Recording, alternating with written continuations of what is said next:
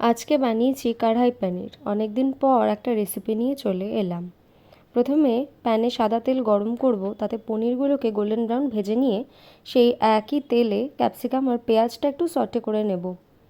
তারপরে এক্সেস তেলটা তুলে রেখেছিলাম এবং সেই তেলেই বাকি রান্নাটা করছি। একটু জিরা, একটু তেজপাতা এবং দুটো এলাচ দিয়ে একটু চিনি দিয়ে ভালো করে নাড়াচাড়া করে পেঁয়াজ বাটা দিয়ে দিয়েছি জিঞ্জার গার্লিক এবং গ্রিন চিলির পেস্ট। তারপর ভালো করে একটুখানি কষিয়ে নিয়ে দিয়ে দেবো টমেটো পেস্ট দিয়ে নাড়াচাড়া করে নিয়ে দেবো কাশ্মীরি লাল মির্চ। এটা ঝালের জন্য না, বলতে পারেন কালারের জন্য দিচ্ছি।